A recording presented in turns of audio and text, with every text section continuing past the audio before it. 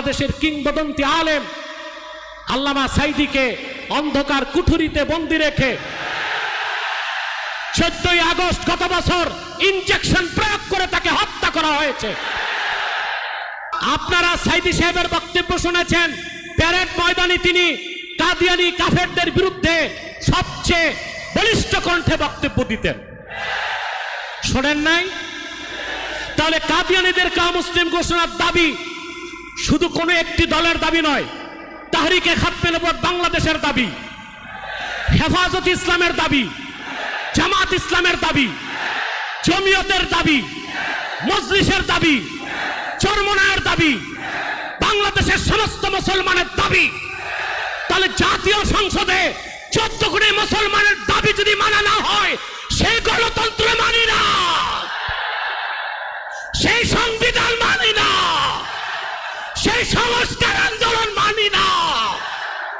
যারাই সরকার গঠন করবে, যারাই নির্বাচিত হয়ে সংসদে যাবে, কাদিয়ানীদেরকে অমুসলিম ঘোষণার দাবি আদায় করতেই হবে, নতুবা তাদেরকেও ক্ষমতা থেকে নির্বাসিত করা হবে।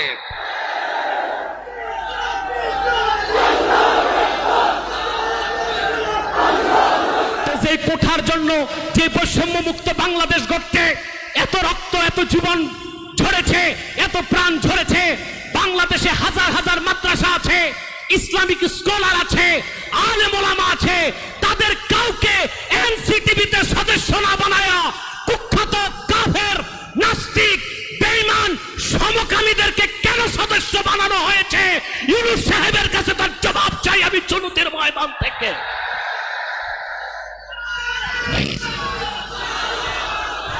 বুদ্ধিজীবীদের পক্ষ থেকে বলা হচ্ছে নতুন বাংলাদেশের কোন আদর্শ থাকবে না, রাষ্ট্রের পলিসি থাকবে, আদর্শ থাকবে না। আপনারা কি আদর্শ বিশ্বাস করেন? আল্লাহর হাবিবের আদর্শকে আমরা বিশ্বাস করি, কার্ল মার্ক্সের আদর্শে বিশ্বাস করি না, লেনিনের আদর্শে বিশ্বাস করি না, আব্রাহাম লিঙ্কনের আদর্শে বিশ্বাস করি না। রাসূলুল্লাহ যে আদর্শে শিক্ষা দিয়েছেন, সেই আদর্শের ভিত্তিতে নতুন বাংলাদেশ গড়তে হবে, নতুবা বিপ্লবের জবাবে আরেকবার বিপ্লব হবে। এখন আমাদের উদ্দেশ্যে গুরুত্বপূর্ণ আলোচনা পেশ করবেন বাংলাদেশের খ্যাতনামা আলেমে দ্বীন, প্রতিটি ক্ষেত্রে যার আলোচনার বাতাস প্রবাহিত হয়, এমন একজন ব্যক্তিত্ব, বাতিলের সাথে যিনি যুদ্ধ করে জয়ী হয়েছেন, নাস্তিকদের সাথে যিনি যুদ্ধ করে জয়ী হয়েছেন, ইসলামের সঠিক দিক নির্দেশনা জাতির কাছে তুলে ধরেছেন এবং ইসলামকে সমুন্নত রেখেছেন আমাদের জন্য, আমাদের অত্যন্ত প্রিয়জন ডক্টর মৌলানা এনায়েতুল্লাহ আব্বাসী সিদ্দিকী সাহেব, পীর সাহেব, জৈনপুরী দরবার শরীফ, নারায়ণগঞ্জ। ওনার আলোচনার বিষয় আকীদা, খতমে নবুয়তের বিশ্বাস, মুসলিম হিসাবে আমাদের দায়িত্ব, কুখ্যাত কাদিয়ানীদের মুসলিম ঘোষণা সরকারের জন্য কেন দায়িত্ব। আমি মোহতরমকে আলোচনা পেশ করার জন্য বিনয়ের সাথে আরজ করছি।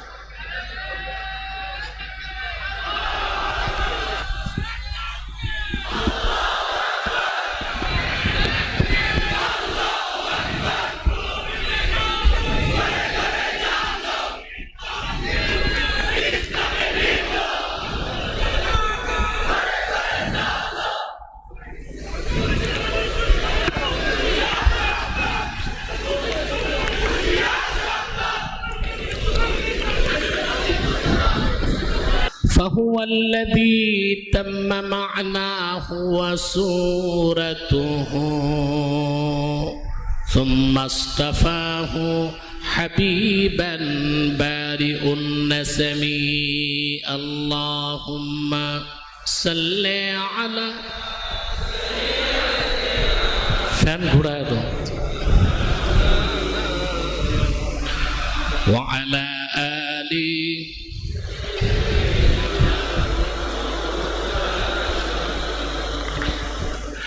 মদিনা মদিনা मोमिनों की गुनगुना है दीदारे मदीना आशिकों की तमन्ना है अल्लाहुम्मा सल्ले अला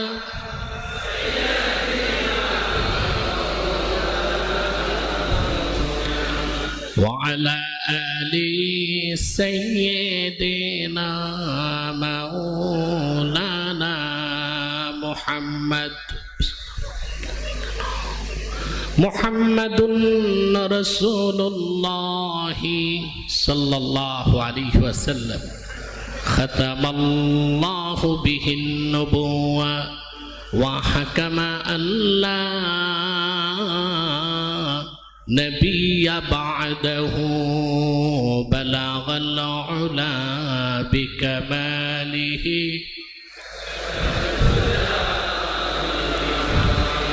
हसनत जमीअ खिसालिहि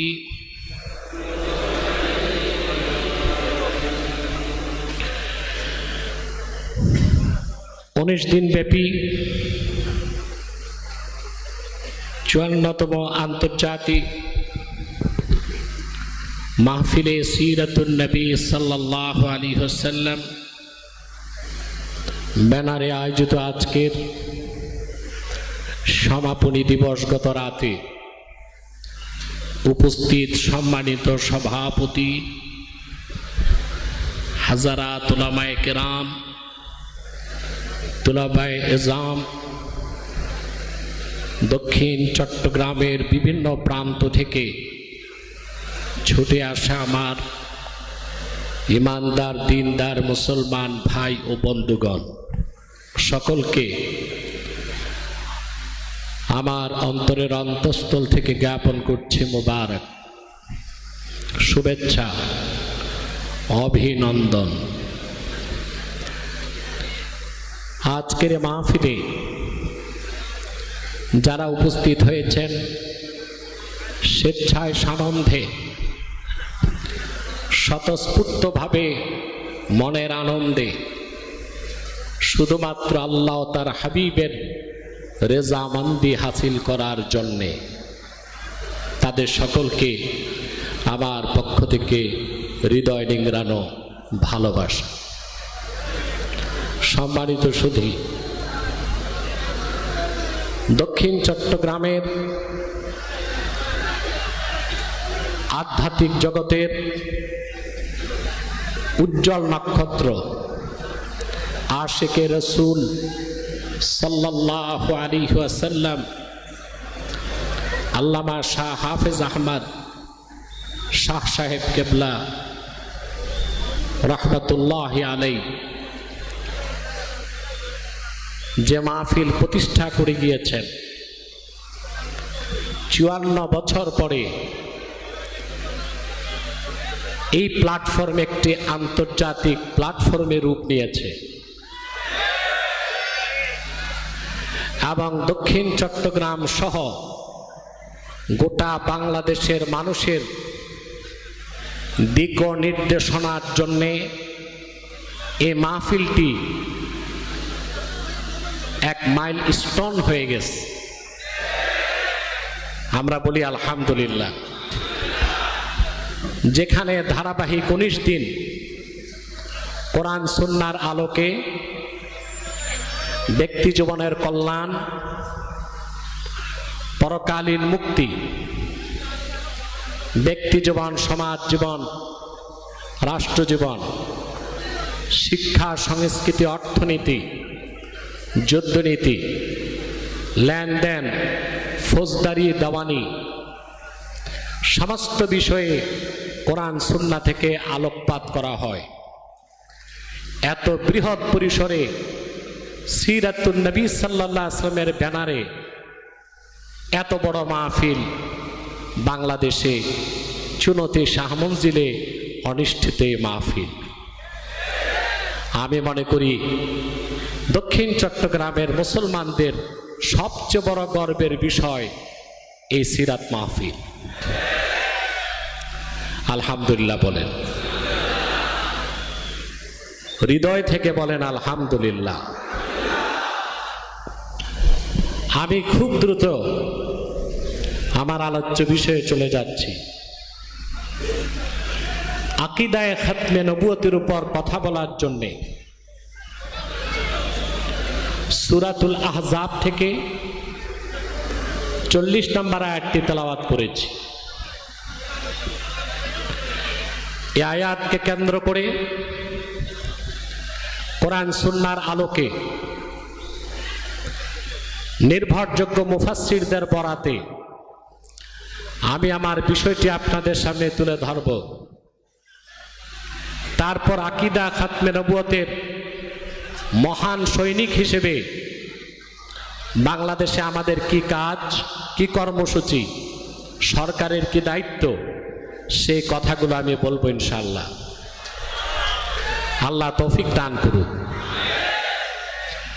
কিন্তু আমি দেখতে পাচ্ছি দুই পাশে আপনারা ঝামেলা করতেছেন, ডান পাশে আর বাম পাশে। না, বসার জায়গা পাবেন না, কারণ 2 দিন বৃষ্টি হয়েছে, অনেক জায়গায় মাঠ কর্দমাক্ত হয়ে আছে। সেজন্য যারা দাঁড়িয়ে আছেন দাঁড়িয়ে থাকুন, আর ডান পাশে যারা আপনারা বসে যান।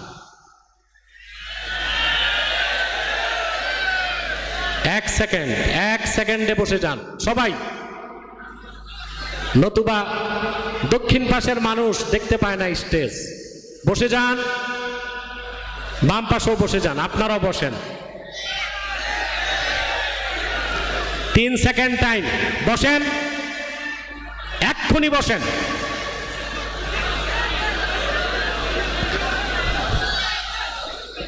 সম্মানিত সুধী, আকীদায়ে খাতমে নবুয়ত হচ্ছে ইসলামের মৌলিক বিশ্বাস, যে বিশ্বাস ছাড়া মানুষ মুসলিম হতে পারে না, মুমিন হতে পারে না। ঠিক কিনা?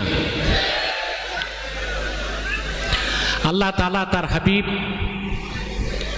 মুহাম্মদ সাল্লাল্লাহু আলাইহি সাল্লামের সবচেয়ে বড় পরিচয় কোরআন কারীমে তুলে ধরেন সূরা আহজাব 40 নম্বর আয়াতে।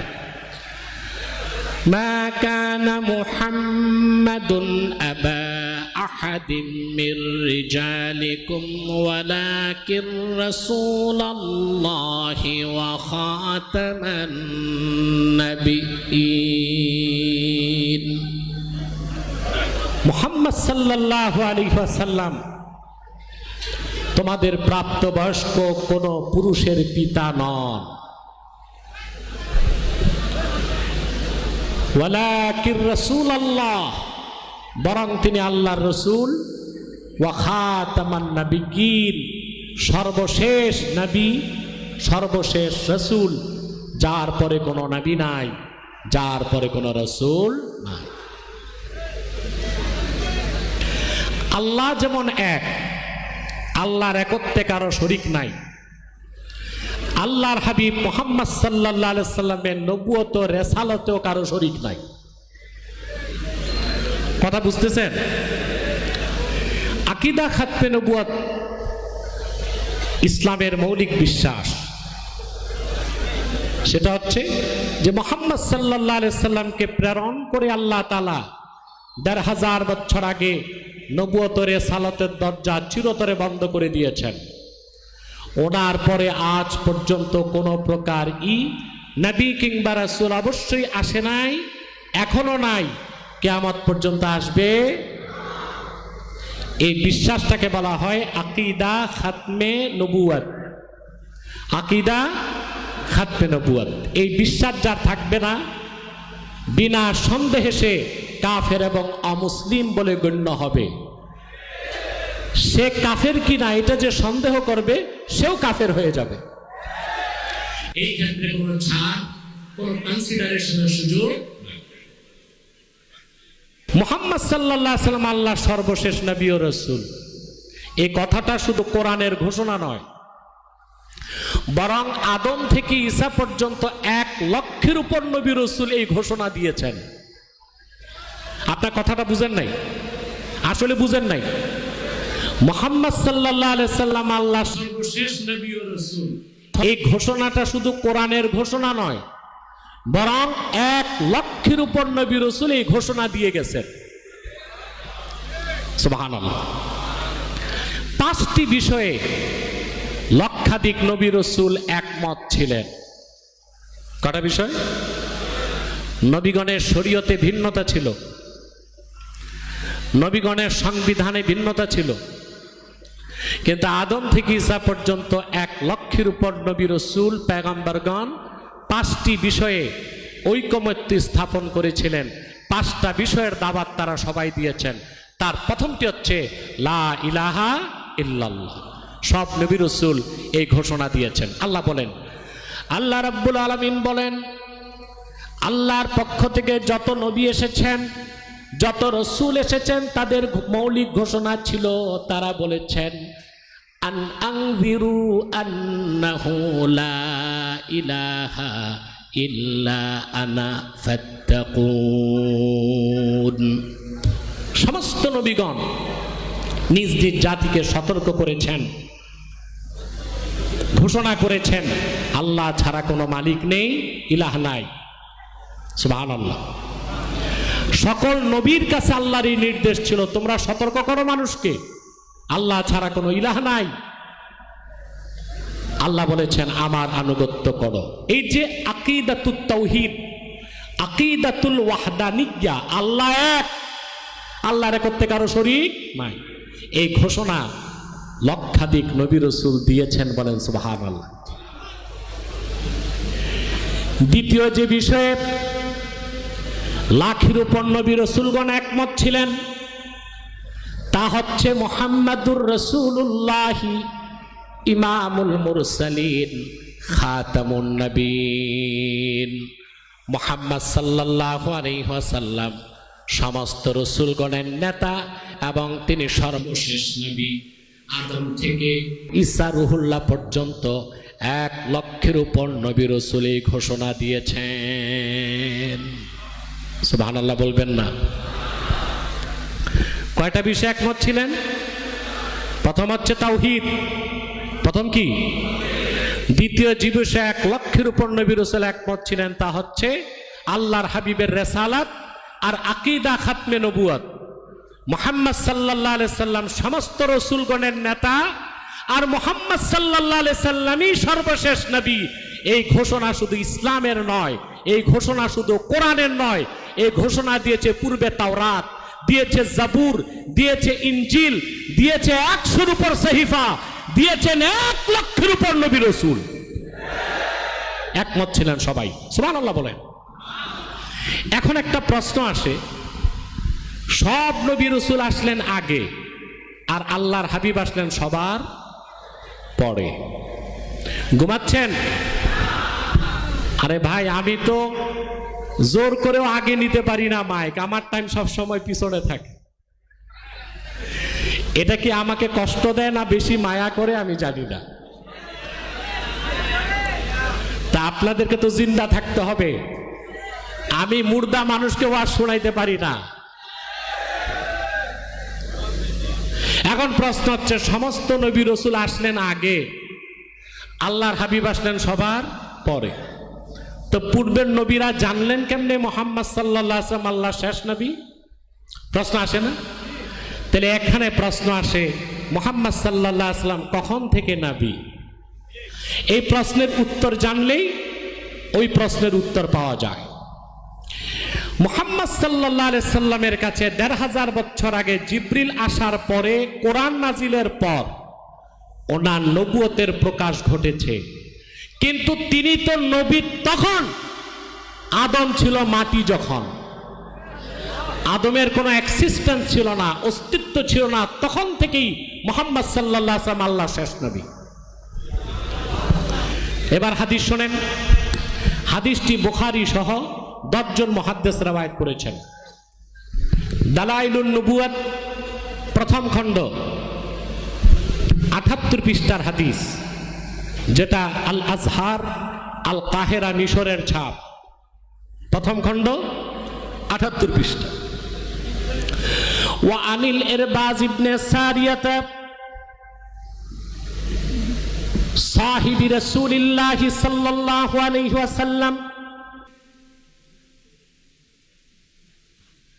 يقول سمعت رسول الله صلى الله عليه وسلم إني عبد الله وخاتم النبيين وإن آدم لمنجدر في طينته ইরবাজ বিন সারিয়া বলেন, আমি আল্লাহর হাবিবের নূরের জবান থেকে শুনেছি, তিনি বলেন, আমি মুহাম্মদ আল্লাহর বান্দা এবং সর্বশেষ নবী। তখন থেকে আদমের দেহ যখন ধুলায় গড়াগড়ি খাচ্ছিল, তার মানে আদম নামে কাউকে আল্লাহ যখন সৃষ্টি করেন নাই, তখন থেকে আমি আল্লাহর কাছে মুহাম্মদ আল্লাহর বান্দা এবং সর্বশেষ নবীর ঘোষণা পেয়েছি। সুবহানাল্লাহ। তবে রাসূলুল্লাহর নবুয়তের প্রকাশ ঘটেছে ১৫০০ বছর আগে, সরাসরি জিবরিল আসার পরে, কোরআন নাজিলের পরে। আল্লাহর হাবিবের বয়স যখন ছিল ৪০ বছর, ঠিক না? সেই জন্য এই কথা বলার সুযোগ নাই। আল্লাহর হাবিব ৪০ বছর বয়সের পর যা বলেছেন সেটাই আদর্শ, এর আগেরটা আদর্শ না। এটা নেহায়েত মূর্খ মানুষ ছাড়া কেউ বলতে পারে না। রাসূলুল্লাহর ৬৩ বছরের জিন্দেগি পুরাটাই ছিল মুবারক, মুনাওয়ার, সকল প্রশ্নের অতীত। রাসূলুল্লাহ সাল্লাল্লাহু আলাইহি সাল্লাম বাল্যকালে যে কাজ করেছেন সেটা আমাদের জন্য আদর্শ। জিবরিল আসার আগে যেই কাজ করেছেন সেটাও আমাদের জন্য আদর্শ। কারণ গোটা ৬৩ বছরের জিন্দেগিতে রাসূল করিম সাল্লাল্লাহু আলাইহি সাল্লাম মন গড়া কোনো কাজ করেন নাই। আপনারা জানেন রাসূল করিম সাল্লাল্লাহু আলাইহি ওয়াসাল্লাম জিবরিল আসার আগে গারে হেরাতে ৬ মাস আল্লাহর ইবাদত করছেন না? কথা বলেন। বুখারী শরীফে বলা হয়েছে ওটা ছিল তাহান্নুস। কি ছিল? তাহান্নুস। তাহান্নুস কি? তাআব্বুদুল লায়ালি যাওয়াতিল আদাদ। আল্লাহর হাবিব সাল্লাল্লাহু আলাইহি সাল্লাম গারে হেরাতে ক্রমাগত কয়েক রাত আল্লাহর ইবাদত করতেন। কয়েক রাত পর তিনি হযরত খাদিজার কাছে আসতেন। হযরত খাদিজা আল্লাহ রাসূলের জন্য জাত খাবার তৈরি করে দিতেন। রাসূলুল্লাহ নিয়ে চলে যেতেন গারে হেরায়, আবার কয়েক রাত ক্রমাগত আল্লাহর ইবাদত করতেন। এখন প্রশ্ন হচ্ছে, আল্লাহ রাসূল ওহী নাজিলের আগে যে ইবাদত করতেন, পূর্বের কোন নবী শরীয়ত মানতেন? প্রশ্ন আসে। আরে মিয়া, তোমরা কি মহিলা না পুরুষ? কথা বলে না। কাপুরুষ না সুপুরুষ? তো সুপুরুষের আওয়াজ তো বিড়ালের মতো হয় না, সিংহের মতো হয়। প্রশ্ন আসে না? কোরআন নাজিলার আগে রাসূলুল্লাহ কোন নবীর শরীয়ত মেনে ইবাদত করতেন? আসে প্রশ্ন। জবাব কি? আল্লামা বদরুদ্দিন আইনি বলেছেন বুখারী শরাতে এটা 30টা উত্তর। কয়টা? 30টা উত্তর।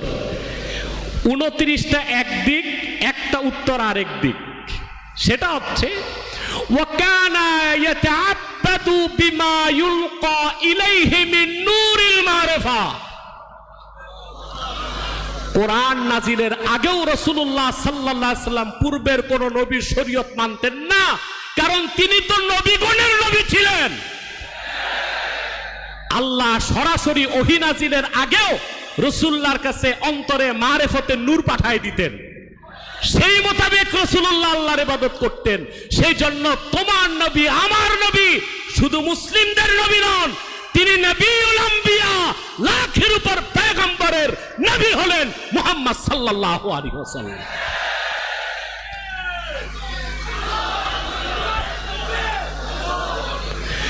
সেজন্য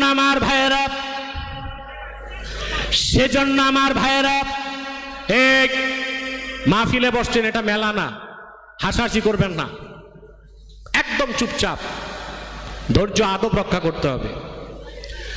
সেজন্য আমার ভাইয়েরা, আদম থেকে ঈসা পর্যন্ত লক্ষাধিক নবী রাসূলগণ এই কথা আগ থেকেই জানতেন মুহাম্মদ সাল্লাল্লাহু আলাইহি সাল্লাম আল্লাহর সর্বশেষ নবী ও রাসূল।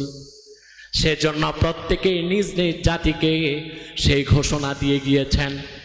তাহলে প্রশ্ন করি, বলুন তো, লাখের উপর নবী রাসূলগণ কয়টা বিষয়ে একমত ছিলেন? আরো জোরে। তার প্রথমটি হচ্ছে আল্লাহর তাওহীদ। সমস্ত নবী রাসূলগণ প্রথম যে প্রচার করেছেন তা হচ্ছে লা ইলাহা ইল্লাল্লাহ, আল্লাহ ছাড়া কোনো ইলাহ না, এটা তাওহীদ। আল্লাহর উপর নবী রাসূলগণ দ্বিতীয় যে বিষয়ে একমত ছিলেন তা হচ্ছে মুহাম্মদ সাল্লাল্লাহু আলাইহি সাল্লাম আল্লাহর সর্বশেষ নবী ও রাসূল। সুবহানাল্লাহ বলেন। কয়টা বিষয়? তৃতীয় যে বিষয়ে লক্ষাধিক নবী রাসূলগণ একমত ছিলেন তা হচ্ছে ইবাদত। সেটা কি? আকীদাতুল ওয়াহদানিয়া, আকীদা খাতমে নবুয়ত। 3 নাম্বার হচ্ছে ইবাদত। লক্ষাধিক নবী রাসূলগণ তৃতীয় যে বিষয়ে একমত ছিলেন তা হচ্ছে ইবাদত লিল্লাহি ওয়াহদা। ইবাদত হবে একমাত্র আল্লাহর জন্য। কার জন্যে? জোরে বলেন, কার জন্যে? ফাঁকে দিয়ে একটা কথা আমাকে বলতে হচ্ছে, বলবো? শোনার ধৈর্য আছে? আল্লাহর ইবাদত কি শুধু নামাজ, রোজা, হজ, যাকাত? ইমতিসালুল আওয়ামির ওয়া ইজতিনাবুন নাওয়াহি, কোরআন সুন্নাহর সব হুকুম মানা, সব নিষেধ ছাড়া। সেই হুকুম মানা আর নিষেধ ছাড়া শুধু নামাজ, রোজা, হজ, যাকাতে না, লেনদেনে, অর্থনীতিতেও চলবে, সমাজনীতিতেও চলবে, রাষ্ট্র ব্যবস্থায়, আইন আদালতে, সংবিধান রচনায়, আইন তৈরিতে। আমরা সুদীর্ঘ 16 বছর নাস্তিক্যবাদ, ভারতের আধিপত্যবাদ আর পশ্চিমাদের এজেন্ডা বাস্তবায়ন করে যারা সেকুলার বাংলাদেশ করতে চেয়েছিল, হাজারো মুসলমানের আলেম ওলামার রক্তের বিনিময়ে সেই ফেসিবাদ, স্বৈরাচার, নাস্তিক্যবাদকে বাংলাদেশ থেকে নির্বাসিত করেছি। কিন্তু মুসলমান আজও আমরা সংখ্যা মুক্ত নই। আমাদেরকে স্পষ্ট করা হচ্ছে না বর্তমানে যারা অন্তর্বর্তী সরকারের দায়িত্ব নিয়েছে তারা এখন স্পষ্ট করছে না সংবিধান রচনায় ইসলামপন্থীরা থাকবে কি থাকবে না, স্পষ্ট করতে হবে।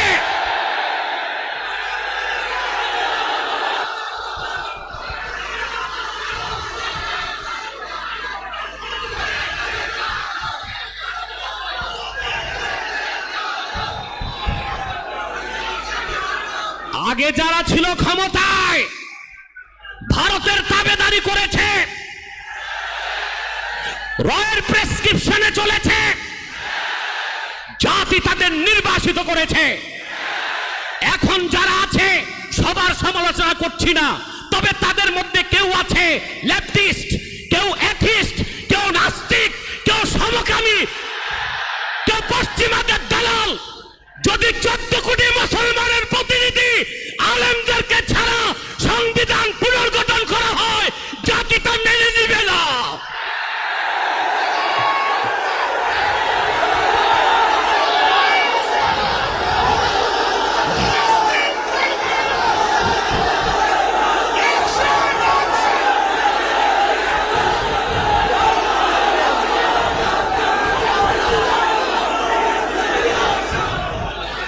আমার ভাইয়েরা, বুদ্ধিজীবীদের পক্ষ থেকে বলা হচ্ছে, বসেন, বুদ্ধিজীবীদের পক্ষ থেকে বলা হচ্ছে নতুন বাংলাদেশের কোন আদর্শ থাকবে না, রাষ্ট্রের পলিসি থাকবে, আদর্শ থাকবে না। আপনারা কি আদর্শ বিশ্বাস করেন? আল্লাহর হাবিবের আদর্শকে আমরা বিশ্বাস করি, কার্ল মার্ক্সের আদর্শ বিশ্বাস করি না, লেনিনের আদর্শে বিশ্বাস করি না, আব্রাহাম লিঙ্কনের আদর্শে বিশ্বাস করি না। রাসূলুল্লাহ যে আদর্শে শিক্ষা দিয়েছেন সেই আদর্শের ভিত্তিতে নতুন বাংলাদেশ গড়তে হবে, নতুবা বিপ্লবের জবাবে আরেকবার বিপ্লব হবে।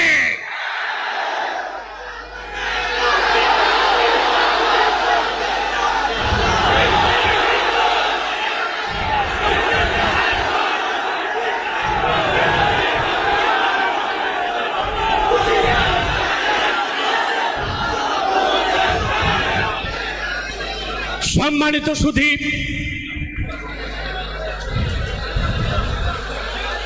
বলা হয় ছাত্র আর সমন্বয়করা যা বলে তাই শুনবে, নাবালেগ বাচ্চারা বুঝে কি? জাতি তাদের দায়িত্ব দিয়েছিল ভারতের আধিপত্যবাদ থেকে বাংলাদেশকে মুক্ত করতে, কিন্তু বাংলাদেশ কিভাবে চলবে, সংবিধান কি হবে তা নির্ধারণ করবে 14 কোটি মুসলমান।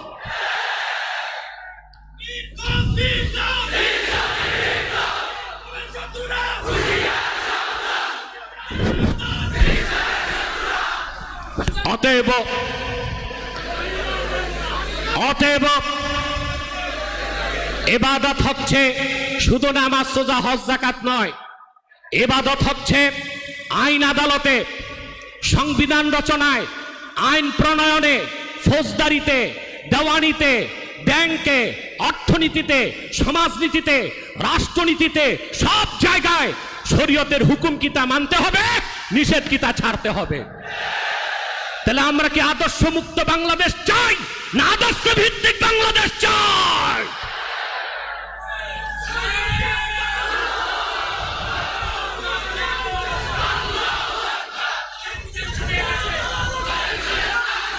এত স্লোগান দিলে আমি ওয়াজ করব কি করে? সময় আছে, আস্তে আস্তে। সম্মানিত সুধী, তাহলে লক্ষাধিক নবী রাসূলগণ তৃতীয় যে বিষয়ে একমত ছিলেন তার নাম কি? ইবাদত। আল ইবাদা লিল্লাহি ওয়াহদা। ইবাদত হবে কার? সুবহানাল্লাহ। চতুর্থ যে বিষয়ে লক্ষাধিক নবী রাসূলগণ একমত ছিলেন তা হচ্ছে ঈমান বিল আখিরাত। সম্মানিত সুধী, চতুর্থ যে বিষয়ে সমস্ত নবী রাসূলগণ একমত ছিলেন তা হচ্ছে আখিরাত, আখিরাতের বিশ্বাস। কিসের বিশ্বাস? কথাগুলো আমি ছান্দসিকভাবে বলছি যেন মনে রাখতে পারেন। আকিদাতুল ওয়াহদানিয়া, আল্লাহর হাবিবের রিসালাত ও আকিদা খাতমে নবুয়াত, দুইটা বিষয় হলো, ঠিক না? 3 ইবাদত, 4 আখিরাত, কয়টা বিষয় হলো? পঞ্চম যে বিষয়ে সমস্ত নবী রাসূলগণ একমত ছিলেন তা হচ্ছে সালাত। আল্লাহর পক্ষ থেকে এমন একজন নবী আসেন নাই যিনি নামাজ পড়েন নাই, নামাজ পড়তে বলেন নাই। এই 5টা বিষয়ে লাখের উপর নবী রাসূলগণ একমত ছিলেন। তাহলে ভাইরা, যে 5টা বিষয়ে লক্ষাধিক নবী রাসূলগণ একমত ছিলেন তার মধ্যে অন্যতম বিষয় হচ্ছে মুহাম্মদ সাল্লাল্লাহু আলাইহি সাল্লাম আল্লাহর সর্বশেষ নবী ও রাসূল। ওনার পরে কোনো নবী নাই, কোনো রাসূল নাই। এজন্য আকিদা খাতমে নবুয়তের বিশ্বাস, ঈমান আকিদার মূল বিশ্বাস। এই বিশ্বাস ছাড়া কেউ যদি দাড়ি রাখে, টুপি লাগায়, নামাজ পড়ে, জিকির করে, তারপরও তাকে মুসলমান বলার সুযোগ নাই, মুমিন বলার সুযোগ নাই। সন্দেহাতীতভাবে তাকে বলতে হবে কাফের এবং অমুসলিম। কি বলতে হবে? তার মুসলিম হবার কোনো সুযোগ নাই। কিছু তাত্ত্বিক বিষয় আমি তুলে ধরছি। আল্লাহ তাআলা কি বললেন খেয়াল করে দেখেন তো। মা কানা মুহাম্মাদুন আবা আহাদিন মির রিজালিকুম ওয়ালাকির রাসূলুল্লাহি ওয়া খাতামান নাবিয়্যিন। আল্লাহ শুরুতে বললেন মুহাম্মদ সাল্লাল্লাহু আলাইহি সাল্লাম তোমাদের কোনো প্রাপ্তবয়স্ক পুরুষের পিতা নন। অর্থ কি? আমরা তো জানি রাসূল করিম সাল্লাল্লাহু আলাইহি সাল্লামের 4 জন ছেলে সন্তান ছিল। কয়জন? 4 জন। এই 4 জনের একজন ছেলেকেও আল্লাহ তাআলা বালেগ হতে দেন নাই। বালেগ হতে কেন? রাসূলুল্লাহর একজন ছেলেকে তো আল্লাহ জীবিত রাখতে পারতেন, রাখলেন না কেন? যিনি সরওয়ারে কায়নাত, যিনি সকল নবী রাসূলগণের নেতা, সুবহানাল্লাহ, যার আঙ্গুলের ইশারায় চাঁদ 2 টুকরা হয়ে গেছিল, যার শ্রেষ্ঠ মুজিজা 30 পারা কোরআন, সুবহানাল্লাহ, সে আমার নবীজি মুহাম্মদ সাল্লাল্লাহু আলাইহি সাল্লামের একজন ছেলে সন্তান আল্লাহ জীবিত রাখলেন না কেন? প্রশ্ন আসে না? আরে কথা বলেন। রসুল্লাহর প্রত্যেক ছেলে সন্তানকে আল্লাহ তুলে নিয়েছেন, আল্লাহ রসুল কি মায়া লাগে নাই? কথা বলে না। আল্লাহ রসুল কি আল্লাহর কাছে বলে একজন ছেলে চেয়ে রাখছেন? অথচ রসুল্লাহ যা চাইতেন আল্লাহ তাই করে দিতেন। হাদিস শরীফে এসেছে, আল্লাহর হাবিব ইরশাদ করেছেন, লাউ আরাদতু আন তাসিরাল জিবালু মাইয়া যাহাবান ওয়া ফিদ্দাতান লাসারাত। যদি আমার মনে জাগে মক্কা মুকাররমা মদিনা মুনাওয়ারার পাহাড়গুলো সোনা আর রূপায় পরিণত হয়ে আমার দুই পাশ দিয়ে দৌড়াবে, আমার মুখে বলার দরকার হবে না। আমি রসুল মনে চাইলে আল্লাহ তা করে দিবেন। মক্কার মদিনা মুনাওয়ারার পাহাড়গুলো সোনা রূপায় পরিণত হয়ে আমার দুই পাশ দিয়ে দৌড়াবে। আল্লাহর এত প্রিয় তার হাবিব মুহাম্মদ সাল্লাল্লাহু আলাইহি ওয়াসাল্লাম। চারজন ছেলে সন্তান আল্লাহ তার হাবিবকে দিয়েছিলেন, একজন ছেলে সন্তানকে আল্লাহ জীবিত রাখেন নাই, বালেগ হতে দেন নাই। এর আগে আল্লাহ বেহেশতে নিয়ে গেছেন। কেন? প্রশ্ন আসে না? সবচেয়ে সুন্দর জবাব দিয়েছেন, সব মুফাসসির একই জবাব দিয়েছেন, সবচেয়ে সুন্দর জবাবটা দিয়েছেন ইমাম বাগাবী তাফসীর মাআলিমুত তানজিলের মধ্যে। কান পেতে শুনতেছেন? ইমামে বাগাবী তাফসীর করতে যেয়ে লিখেন, মা কানা মুহাম্মাদুন আবা আহাদিম মির রিজালিকুম, মুহাম্মদ সাল্লাল্লাহু আলাইহি ওয়াসাল্লাম তোমাদের কোনো প্রাপ্তবয়স্ক পুরুষের পিতা নন। এই কথা দিয়ে আল্লাহ জগৎবাসীকে এটাই বুঝাতে চেয়েছেন, লাউলাম আখতিম বি মুহাম্মাদিন সাল্লাল্লাহু আলাইহি ওয়াসাল্লাম আন-নবুওয়াতা লা জাআলতু লাহু ইবনান ইয়াকুনু বাদাহু নবী। আল্লাহ বুঝাতে চাইলেন পৃথিবীর মানুষেরা শোনো, যদি আমি মুহাম্মদ সাল্লাল্লাহু আলাইহি সাল্লামকে প্রেরণ করে নবুয়তের রিসালাতের দরজা বন্ধ করার সিদ্ধান্ত না নিতাম, তাহলে অবশ্যই আমি আল্লাহ আমার হাবিবের চারজন ছেলে সন্তানের একজনকে জীবিত রাখতাম, যাকে আমি আমার হাবিবের পর নবী বানায় দিতাম। যেহেতু আদম সৃষ্টির আগে আমার সিদ্ধান্ত মুহাম্মদ সাল্লাল্লাহু আলাইহি সাল্লাম সর্বশেষ নবী এবং রসুল, ওনার পরে কোনো নবী নাই, কোনো রসুল নাই, নবুয়তের রিসালাতের দরজা আমি বন্ধ করে দিব। সেই জন্য পৃথিবীর মানুষের মনে যেন আমার হাবিব মুহাম্মদ সাল্লাল্লাহু আলাইহি সাল্লাম শেষ নবী, সেই বিষয়ে সামান্যতম সন্দেহ জাগতে না পারে, সেজন্য আমি আমার হাবিব মুহাম্মদ সাল্লাল্লাহু আলাইহি সাল্লামের চারজন ছেলে সন্তানের একজনকেও জীবিত রাখি নাই। আমার হাবিবের আগেই আমি চারজনকেই জান্নাতে তুলে নিয়েছি। এই কথা বোঝাবার জন্যে যে আমার নবী মুহাম্মদ সাল্লাল্লাহু আলাইহি সাল্লাম আমার সর্বশেষ নবী, ওনার পরে কোনো নবী নাই, কোনো রসুল নাই। যদি আমি বানাতাম অবশ্যই আমি আমার হাবিবের চারজন ছেলের একজনকে জীবিত রাখতাম। চিন্তা করেন আকীদা খাতমে নবুয়তের বিষয়টা কি বিষয়, অথচ আমার দেশের মৌলবী সাহেবরা সব ওয়াজ করে, খাতমে নবুয়তের বক্তব্য তারা দিতে চায় না, আলোচনা করে না, কম করে, ঠিক কিনা? তাদেরকে ঘাড় ধরে খাতমে নবুয়তের বিষয়ে ওয়াজ করাতে হয়। অথচ খাতমে নবুয়তের বিষয় হচ্ছে ঈমানের মৌলিক বিশ্বাস। আল্লাহ তার হাবিব মুহাম্মদ সাল্লাল্লাহু আলাইহি সাল্লামের চারজন ছেলে সন্তানকেই ১৫০০ বছর আগে, তার হাবিবের আগে, বালেগ হবার আগে চার সন্তানকে তুলে নিছেন, যেন পৃথিবীর মানুষের মনে সামান্যতম সন্দেহ খাতমে নবুয়তের বিষয় না থাকে। সুবহানাল্লাহ বলবেন না? আমার ভাইয়েরা, এবার দেখুন মুহাম্মদ সাল্লাল্লাহু আলাইহি সাল্লাম আল্লাহ সর্বশেষ নবী। এই কথা বলার জন্য আল্লাহ তাআলা শব্দটা চয়ন করেছেন কি? আল্লাহ বলেছেন খাতামান নবিয়্যিন। সুবহানাল্লাহ। খাতামা ইয়াখতিমু, খাতমুন মানে শেষ। অর্থ কি? জোরে বলেন। কেমন শেষ? যার পরে আর কিছু নাই।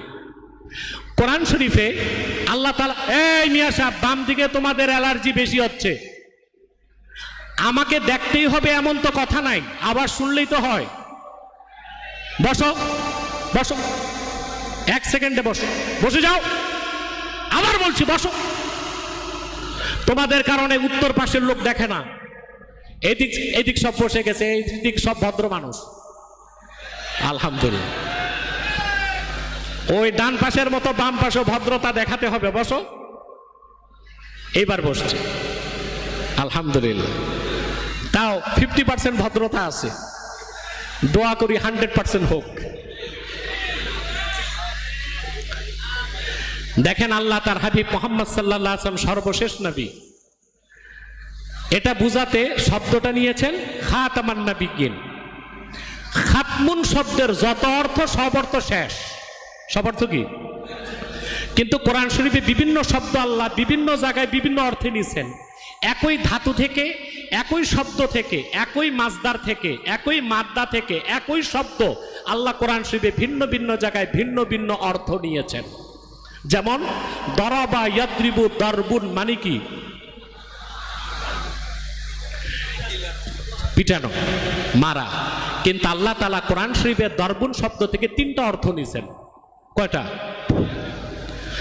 আল্লাহ তাআলা এক জায়গায় বলেন وآخرون يضربون في الأرض يبتغون من فضل الله।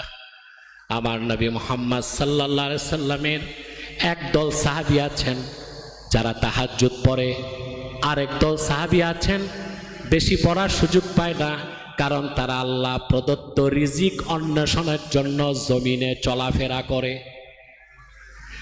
এই যে ইয়াদ্রিবুন, দরাবা ইয়াদ্রিবু থেকে এখানে ইয়াদ্রিবুন অর্থ হাঁটাহাঁটি। অর্থ কি? হাঁটাহাঁটি।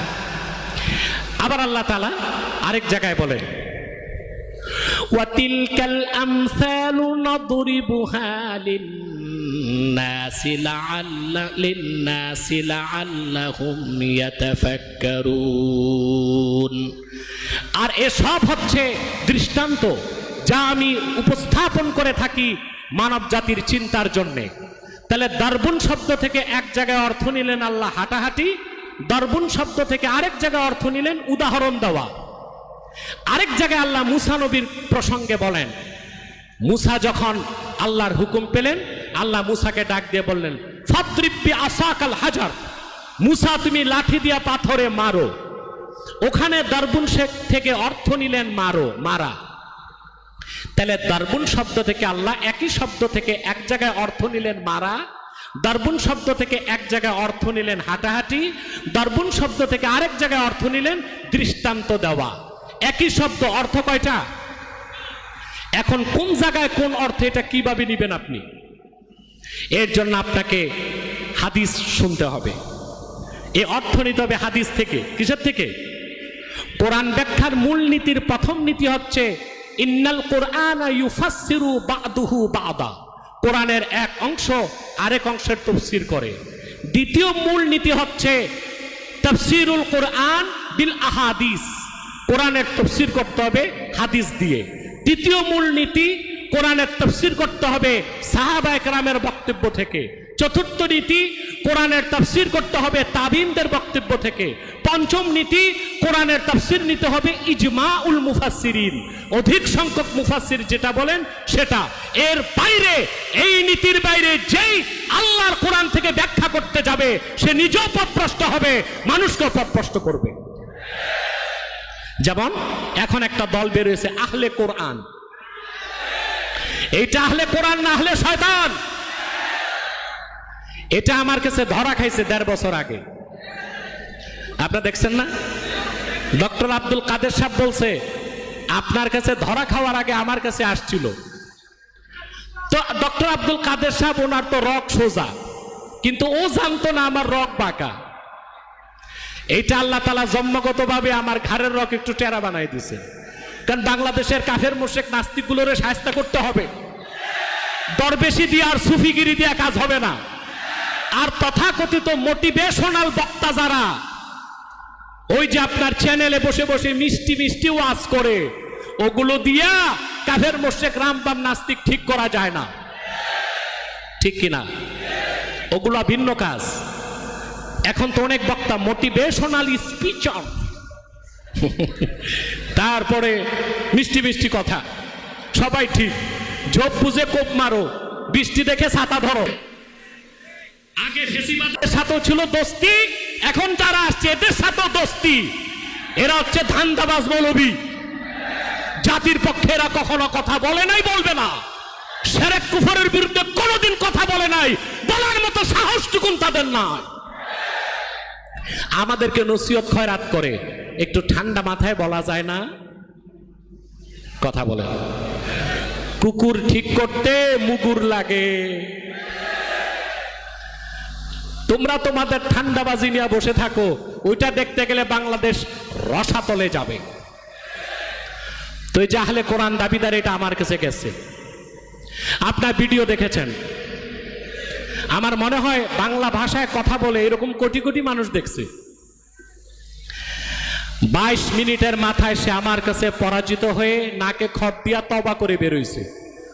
তওবা তো আর আসলে করে নাই, স্বীকার করছে হেরে যাওয়ার পর। এই লোকটার নাম হচ্ছে সাইদ খান। এটা তো সাইদ খান না, এটা ইবনু শয়তান। এটা কি সাইদ খান না ইবনু শয়তান? এই ইবনু শয়তানের দাবি হচ্ছে মহানবী হচ্ছে ইব্রাহিম খলিল, মুহাম্মদ সাল্লাল্লাহু আলাইহি সাল্লাম মহানবী নন।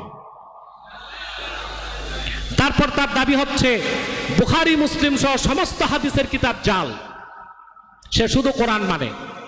এটা কি মুসলমান না কাফের? চিল্লায় বলতে হবে মুসলমান না কাফের? আমার দেশের কিছু মৌলবী সাহেব আছে, নসিহত করে সবাইরে বাতিল বাতিল করে দূরে সরাইলে হবে না। বেটা তুমি বাতিল চিনো? যাদের ঈমান নাই, যে কোনো মাসলাকের সাথে আমরা ঐক্য করতে প্রস্তুত আছি, কিন্তু কোনো বাতিল ফেরকার সাথে ঐক্য চলবে না। যদি বাতিল ফেরকার সাথে ঐক্য করা যেত, তো হযরত আলী খারিজিদের সাথে ঐক্য করতেন, তাদের বিরুদ্ধে তিনি অস্ত্র হাতে নিতেন না। অথচ খারিজিদের বিরুদ্ধে হযরত আলী যুদ্ধ করেছেন। ইরাকের হারুরা নামক এলাকায় 12,000 খারিজির 8,000কে তিনি মৃত্যুদণ্ড দিয়েছেন। হযরত আলী ঐক্য বুঝে নাই। 1,500 বছর পরে এই শিকি আদলি পাশিকার মৌলবী সাহেবরা ঐক্য বুঝে গেছে। যে কোন মাসলাকের সাথে ঐক্য করতে আমরা প্রস্তুত আছি, কিন্তু কোন বাতিল ফেরকার সাথে ঐক্য হবে না। আহলে কোরআন দাবিদার মাসলাক নয়, এটা ফেরকা। এদের সাথে কোন ঐক্য চলবে না। আমার কাছে যে লোকটি 1.5 বছর আগে পরাজিত হলো, সেই লোকটিকেই বর্তমান অন্তর্বর্তী সরকার এনসিটিভিতে সদস্য বানিয়েছে। পাঠ্যপুস্তক সংশোধন করার যে কমিটি, সেখানে তার নাম এসেছে। এরপরে তাও কি ইসলাম ধর্ম বই সংশোধনের দায়িত্ব দিছে তাকে।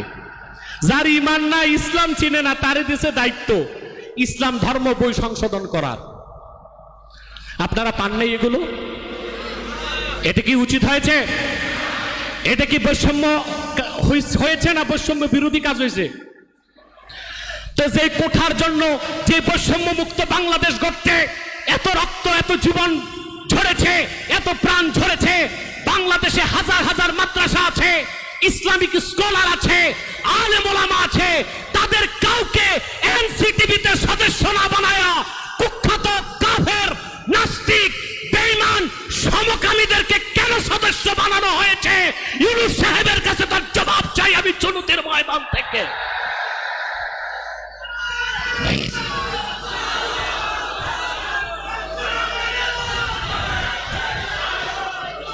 শুধু ইসলাম ধর্ম বই নয়,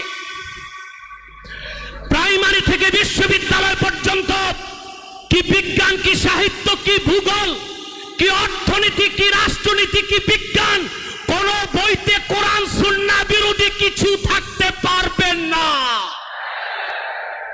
তার পরিমার্জন সংশোধনের জন্য শিক্ষা কমিশন নতুন করে গঠন করতে হবে।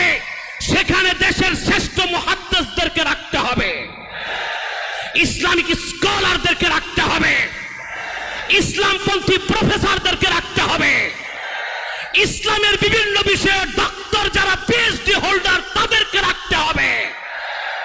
বিগত 15 বছরে ফ্যাসিবাদী হাসিনা বিবর্তন ঢুকিয়েছে পাঠ্য বইতে, ট্রান্সজেন্ডারের বিষয় ঢুকিয়েছে, সমকামিতার বিষয় ঢুকিয়েছে, নাচ গান বেহাপনা ঢুকিয়েছে।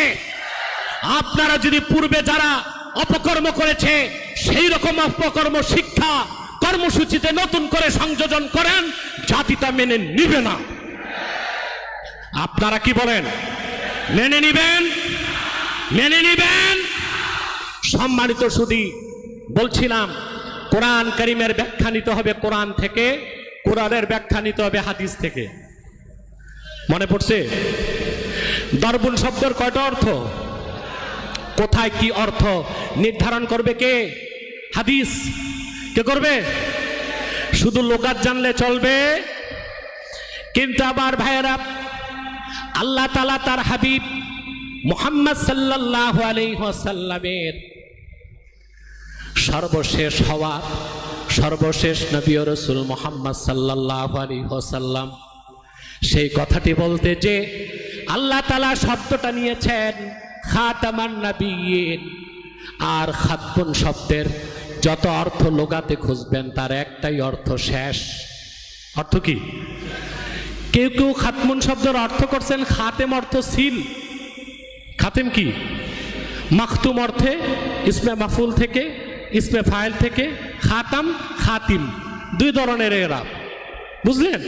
একটা হচ্ছে সিল, একটা অর্থ কি আসে? সিল। এখন দেখুন, যেমন কোরআন কারীমে আল্লাহ তাআলা শুরুতেই বলেছেন, সূরা বাকারাতে শব্দটি এনেছেন। আল্লাহ পাক বলেন, খাতামাল্লাহু আলা কুলুবিহিম ওয়া আলা সামইহিম ওয়া আলা আবসারিহিম গিশাওয়া ওয়া লাহুম আযাবুন আযীম। আব্দুল্লাহ বিন আব্বাস রাদিয়াল্লাহু তাআলা আনহুমার মতে 25 জন কাফেরের ব্যাপারে আল্লাহ এই কথা বলেছেন। কয়জন? 25 জন। এর মধ্যে Abu Jahal, Utba, Shaiba, Mughira, Abu Jahel, এরকম 25 জন কাফেরের ব্যাপারে আল্লাহ বলেছেন খাতামাল্লাহু আলা কুলুবিহিম, আল্লাহ তাদের অন্তরসমূহে খতম মেরে দিয়েছেন।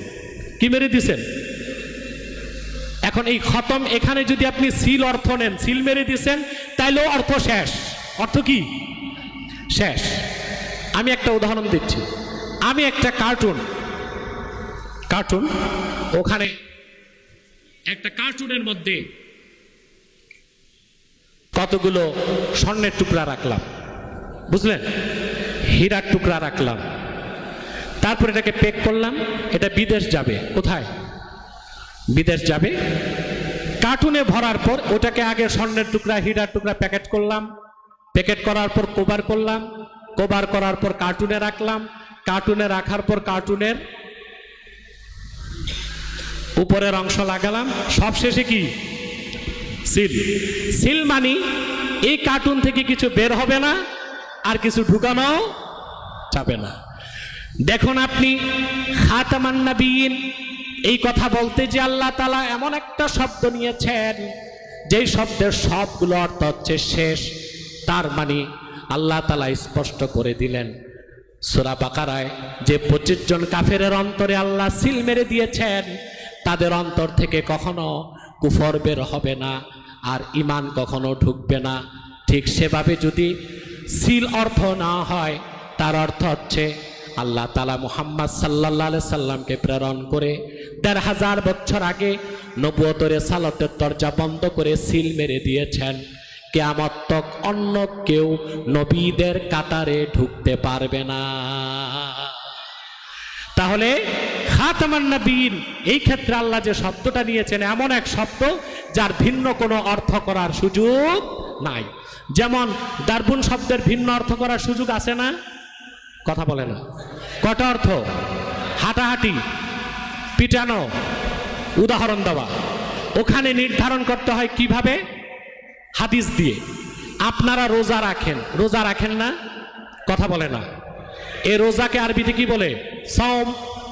এই সম শব্দের অনেকগুলো অর্থ। যেমন সম শব্দের একটা অর্থ হচ্ছে ইমসাকুল বাতন আনিল আকলি ওয়া শুরবি ওয়া শাহাওয়াত ক্বাবলা তুলুইশ শামস ইলা গুরুবিহা। সূর্য পূর্ব দিগন্তে উদিত হবার আগ থেকে অস্ত পর্যন্ত সকল প্রকার পানাহার থেকে পেটকে বিরত রাখা, যৌনাচার থেকে যৌন স্থানকে বিরত রাখা, এটাকে বলা হয় সওম। কি বলা হয়? আবার কথা না বলে চুপ থাকাকেও বলা হয় সওম। যেমন আল্লাহ রাব্বুল আলামিন বলেন, কুতিবা আলাইকুমুস সিয়াম কামা কুতিবা আলাল্লাযীনা মিন ক্বাবলিকুম, তোমাদের উপর রোজাকে ফরজ করা হয়েছে যেভাবে ফরজ করা হয়েছিল তোমাদের পূর্ববর্তী জাতিদের উপর। এখানে সওম অর্থ পানাহার থেকে বিরত থাকা। আবার যখন ঈসার মা মরিয়মকে অপবাদ দেওয়া হলো, দিছে না? কারা? ইহুদিরা। হযরত মারিয়াম, আল্লাহ বললেন মারিয়াম তুমি বলে দাও, জিবরিলের মাধ্যমে নির্দেশ করলেন, ইন্নী নাযারতু লির-রাহমানি সাওমা ফালান উকাল্লিমাল ইয়াওমা ইনসিয়া। আমি রহমানের নামে মান্যত করেছি, আমি সওম করব, তার মানে চুপ থাকব, আমি কোনো মানুষের সাথে কথা বলবো না। তাহলে এক জায়গায় সওম অর্থ পানাহার না করা, আরেক জায়গায় সওম অর্থ কথা না বলা। কোথায় সওম অর্থ কি তা নির্ধারণ করে দিবে কে? হাদিস। কে করবে?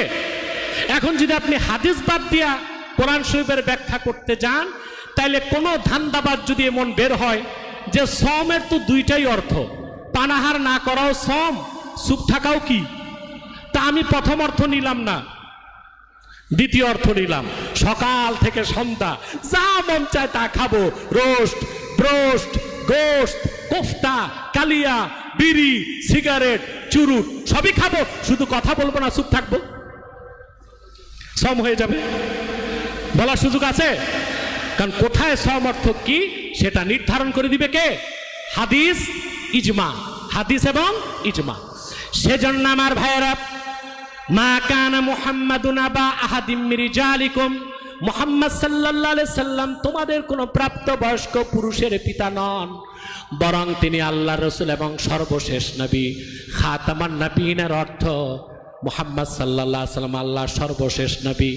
এই ব্যাখ্যার পক্ষে আল্লাহর রাসূল নিজেই হাদিস বর্ণনা করে গিয়েছেন, যেই মুতাওয়াতির হাদিসের সংখ্যা 1000-এর বেশি, এবং সমস্ত সাহাবী, সমস্ত তাবিন, সমস্ত উম্মত একমত যে মুহাম্মদ সাল্লাল্লাহু আলাইহি সাল্লাম খাতামান নবিয়্যিন। এর অর্থ হচ্ছে মুহাম্মদ সাল্লাল্লাহু আলাইহি সাল্লাম আল্লাহর সর্বশেষ নবী ও রাসূল, ওনার পরে কোনো নবী নাই, কোনো রাসূল নাই। এখানে দ্বিতীয় ব্যাখ্যা নেবার কোনো সুযোগ নাই। আর সবচেয়ে বড় কথা, খাতমুন শব্দের যত অর্থ করবেন সব অর্থই হচ্ছে কি শেষ। অর্থ কি? আমি কি কথাটা বুঝাতে পারলাম? আমার ভাইয়েরা, আপনাদের কষ্ট হচ্ছে? কষ্ট হয় না? এটা কেমন কথা? কষ্ট হলেই না সওয়াব পাবেন? কষ্ট হচ্ছে? আব্দুল কাদের সাহেব আমারে বলে 2.5 ঘন্টা বয়ান করবেন। আমি বলছি আমি অসুস্থ, দেখি ইনশাল্লাহ আমার সময় মতো আল্লাহ আমাকে নেয় কিনা। তারপরে আমাদের মহতারাম ডক্টর আব্দুল কাদের সাহেব বক্তব্য রাখবেন ইনশাল্লাহ। আরো তো আলোচক আছে মনে হয়। আমি খুব জোর জবরদস্তি করে একটু আগে বসছি, আবার বেশি আগে বসা যায় না, অনেক লোকের আবদার। ওনারা বাড়ি থেকে রওনাই দিছে 1টার পরে। অনেক মানুষ আছে দূর দূরান্ত থেকে আসে। হ্যাঁ, সব দিক মিলিয়ে আমাদেরকে সবটাই দেখতে হয়, সবকিছুর ঊর্ধ্বে আমাদের মাহফিলের স্বার্থ, ঠিক না? আমার ভাইরা, আল্লাহর হাবিব মুহাম্মদ সাল্লাল্লাহু আলাইহি সাল্লাম খাতামান নবিয়্যিন, এই কথার ব্যাখ্যাটা রাসূলুল্লাহ নিজেই দিয়ে গেছেন। এরকম মুতাওয়াতির হাদিসের সংখ্যা কত? 1000। সুবহানাল্লাহ বলেন। সহিহ বুখারীতে আল্লাহর হাবিব সাহাবায়ে কেরামকে ব্যাখ্যা দিয়েছেন, ইন্না মাসালি ওয়া মাসালাল আমবিয়াই কামাসালি রাজুলিন বানা বাইতান ফাআহসানাহু ওয়া আজমালাহু ইল্লা মাওদিআ লাবিনাতিন মিন যাওয়িয়াহ فجعل الناس يطوفون به ويعجبون له ويقولون هلا أضيت هذه اللبنة قال وأنا اللبنة وأنا خاتم النبيين। আল্লাহর হাবিব মুহাম্মদ সাল্লাল্লাহু আলাইহি ওয়াসাল্লাম তিনি খাতামুন নবীন, ব্যাখ্যাটা তিনি নিজেই করে গেছেন। আর কোন ব্যাখ্যার দরকার আছে? জোরে বলেন আছে? আল্লাহর হাবিব বলেছেন, ইন্না মাসালি ওয়া মাসালাল আমবিয়া আমি মুহাম্মদ সাল্লাল্লাহু আলাইহি ওয়াসাল্লাম এবং পূর্বের পয়গম্বরদের উদাহরণ হচ্ছে কামাসালি রাজুলিন বানা বাইতান, এমন একজন ব্যক্তির মতো যিনি একটা প্রাসাদ নির্মাণ করলেন, প্রাসাদটিকে সৌন্দর্যমণ্ডিত করলেন, সৌকর্যমণ্ডিত করলেন। লোকেরা প্রাসাদটা ঘুরে ঘুরে দেখতে লাগলো। তারপর তারা বলতে লাগলো, এত সুন্দর প্রাসাদ, এত সৌকর্যমণ্ডিত প্রাসাদ, কিন্তু একটা ইট কেন বাকি রইল? একটা ইট কেন বাকি রাখা হলো? আল্লাহর হাবিব বলেছেন, আল্লাহ তাআলা আদম থেকে ঈসা পর্যন্ত লাখের উপর নবীর মাধ্যমে নবুয়তের যে প্রাসাদ নির্মাণ করেছেন, সেই নবুয়তের প্রাসাদে একটা ইট বাকি ছিল, আর সেই ইট হচ্ছে নবুয়তের প্রাসাদের সর্বশেষ ইট। আমি মুহাম্মদ সাল্লাল্লাহু আলাইহি ওয়াসাল্লাম আমাকে প্রেরণ করে আল্লাহ তাআলা নবুয়তের প্রাসাদকে পরিসমাপ্ত করেছেন, শেষ করেছেন। বলেন সুবহানাল্লাহ, আরো জোরে বলেন সুবহানাল্লাহ। অন্য ব্যাখ্যা নেবার সুযোগ আছে?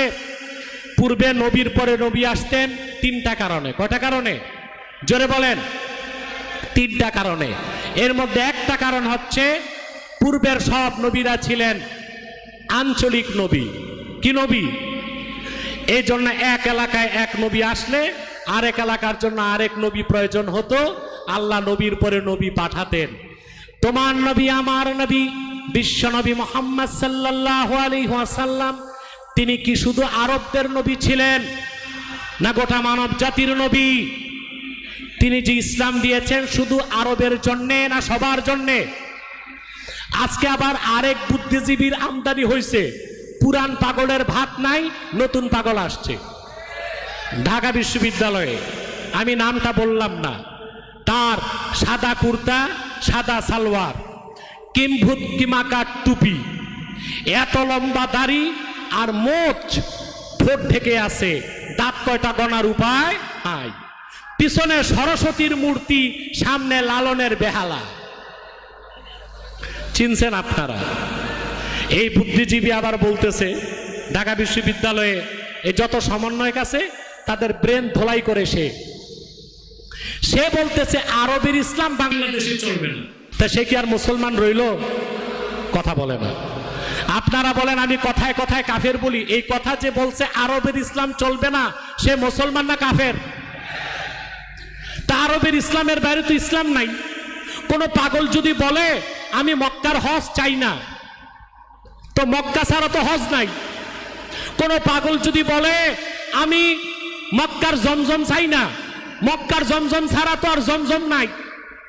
কোন পাগল যদি বলে আমি আরশে আজিমের অধিপতি আল্লাহকে মানি না, আরশে আজিমের অধিপতি আল্লাহ ছাড়া তো আর আল্লাহ নাই, ইলাহ নাই, তাহলে আরবের ইসলামই তো ইসলাম, এর বাইরে তো কোনো ইসলাম নাই। ওনারা বলে সুফিবাদী ইসলাম। এটা কোনটা জানেন? বাদশাহ আকবরের ছেলে দারা শেখো দিনে এলাহি নামে যে একটা মন গড়া কুফরি মতবাদ বের করছিল, ওইটারে তারা সুফিবাদী ইসলাম বলে, আর ওইটাকে বাংলাদেশে প্রতিষ্ঠা করতে চায়। বাদশাহ আকবর নামের বাদশাহ অজগর, মোল্লা ফৈজি আর মোল্লা আবুল ফজল আল্লামি, এই দুই শিয়া আলেমের নেতৃত্বে দারা শেখো, সে হিন্দু মতবাদে বিশ্বাসী ছিল, সে যে দ্বীনে ইলাহি নামের কুফরি মতবাদ তৈরি করেছে, সেটা ইসলাম না, সেটা একটা মারাত্মক শিরকি মতবাদ। সেটা বাংলাদেশে প্রতিষ্ঠিত হতে দেওয়া হবে না ইনশাআল্লাহ। ওনারা ওই ইসলাম চায়। ওটা কি ইসলাম না কুফরি মতবাদ? ইসলাম একটাই, যে ইসলাম এসেছে আরবে। ঠিক কিনা বলেন? আমার ভাইয়েরা, পূর্বের নবীরা ছিলেন আঞ্চলিক নবী, এক এক অঞ্চলে এক এক নবী, কিন্তু তোমার নবী, আমার নবী, বিশ্ব নবী মুহাম্মদ সাল্লাল্লাহু আলাইহি ওয়াসাল্লাম, তিনি তো গোটা মানব জাতির নবী। আল্লাহ পাক বলেন, কুল ইয়া আইয়ুহান নাসু ইন্নী রাসূলুল্লাহি ইলাইকুম জামিআ। মুহাম্মদ সাল্লাল্লাহু আলাইহি সাল্লাম, আপনি বলুন আমি তোমাদের গোটা মানব জাতির জন্য আল্লাহর পক্ষ থেকে রাসূল হিসেবে এসেছি। তাহলে পূর্বের নবীরা ছিলেন আঞ্চলিক নবী, এই জন্য এক অঞ্চলে এক নবী আসলে আরেক অঞ্চলে আরেক নবীর দরকার হতো। কিন্তু মুহাম্মদ সাল্লাল্লাহু আলাইহি সাল্লাম হচ্ছেন সৃষ্টি জগতের নবী, এই জন্য ওনার পরে আর কোনো নবী আসে নাই, কিয়ামত তক আসবে না। পূর্বে নবীর পর নবী আসার দ্বিতীয় কারণ ছিল নবীগণ আল্লাহর পক্ষ থেকে যে শিক্ষা আনতেন, যে সহিফা কিতাব, এগুলো সংরক্ষণের দায়িত্ব আল্লাহ নবীর কাছে রাখতেন, পরে উম্মত পেত। উম্মত মন মতো নকল করে আসমানি কিতাবকে একটা মানব রচিত মিথ্যাশ্রিত গ্রন্থে পরিণত করে দিত। এই জন্য নবীর পর নবী আসার প্রয়োজন হতো। কিন্তু আল্লাহর আখিরি নবী মুহাম্মদ সাল্লাল্লাহু আলাইহি সাল্লামের সর্বশ্রেষ্ঠ মুজিজা এই 30 পারা কোরআন হেফাজতের দায়িত্ব কি আল্লাহ জিবরিলকে দিয়েছেন, সাহাবা একরামকে দিয়েছেন, উম্মতকে দিয়েছেন?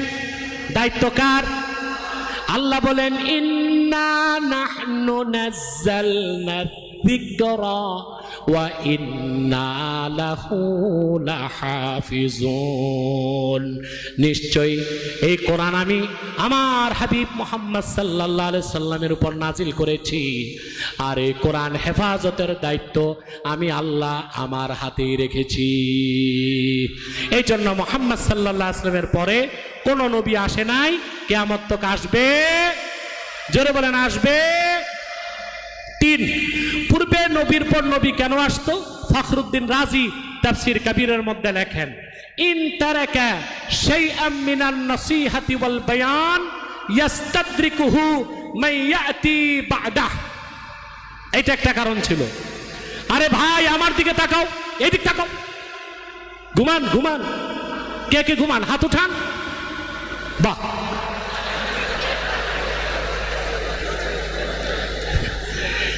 এই মানুষগুলোর ওয়াজ না শোনায়া গাছপালার ওয়াজ শোনাইলে ভালো, তবে সংখ্যায় খুব কম।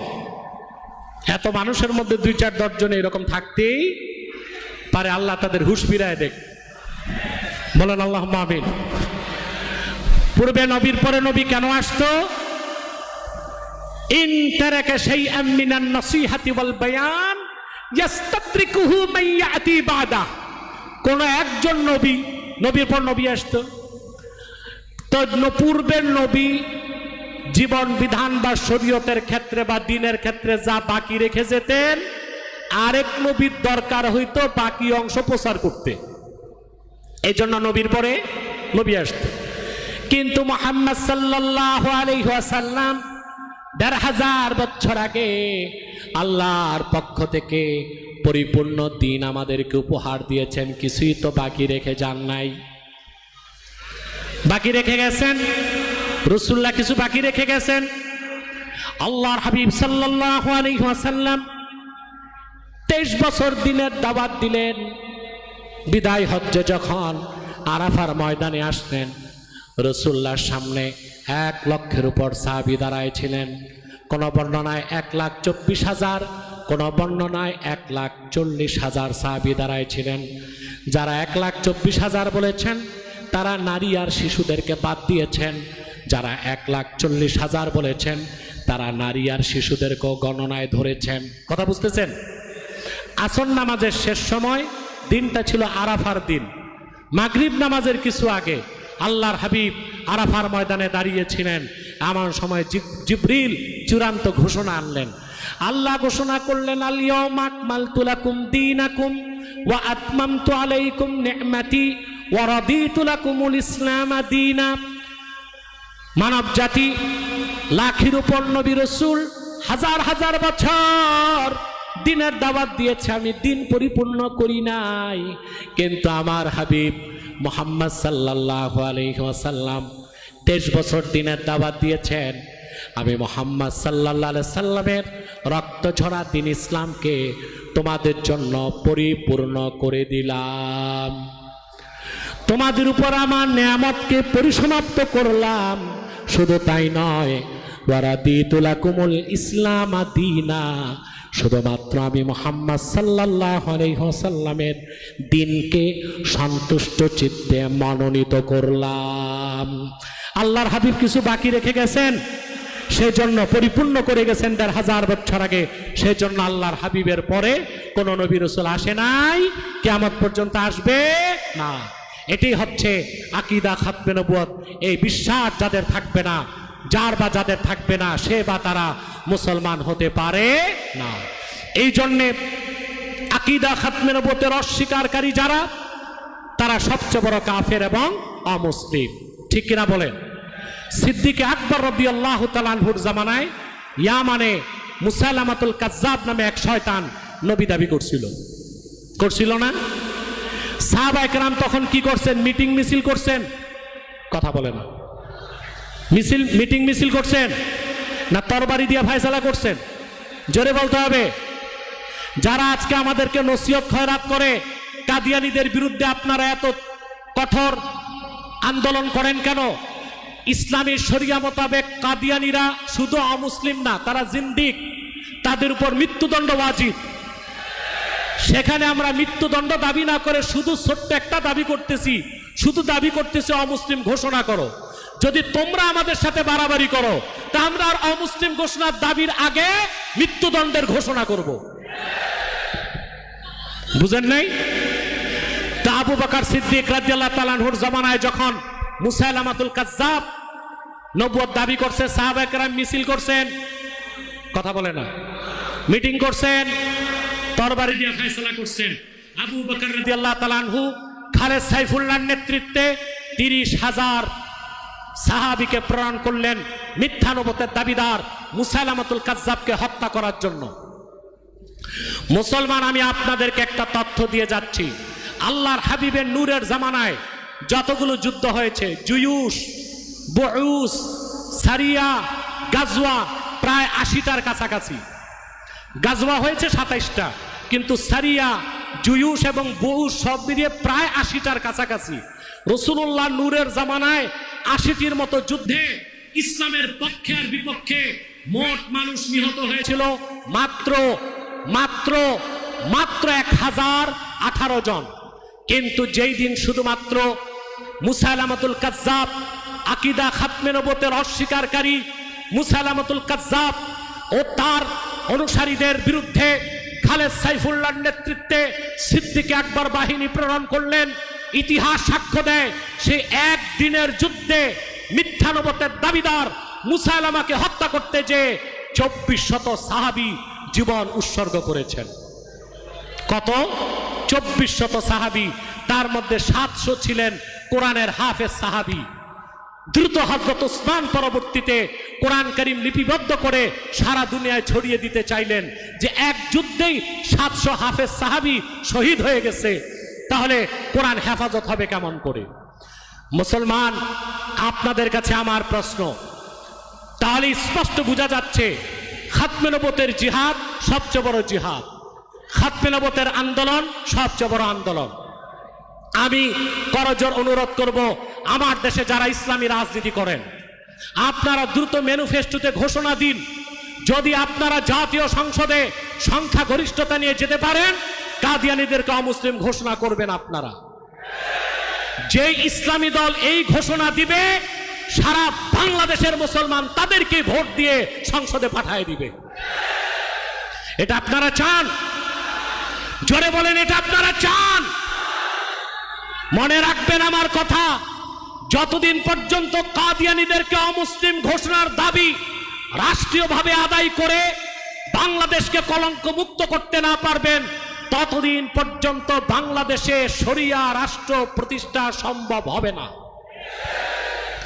আমি তো আজকে 24 বছর বাংলাদেশের মানুষকে ওয়াজ শোনাই। আমার পলিটিক্যাল লেকচারগুলো আপনারা শুনেছেন। আমি 6 বছর আগে, 7 বছর আগে, 4 বছর আগে, হাসিনার পতনের আগে যা বলেছি, আপনারা মিল পান নাই? কথা বলে না, পান নাই? এই কথাটাও লিখে রাখতে পারেন, যতদিন আপনারা রাষ্ট্রীয়ভাবে কাদিয়ানীদেরকে অমুসলিম ঘোষণা না করবেন, ততদিন পর্যন্ত শরিয়া রাষ্ট্র বাংলাদেশে করা সম্ভব হবে না।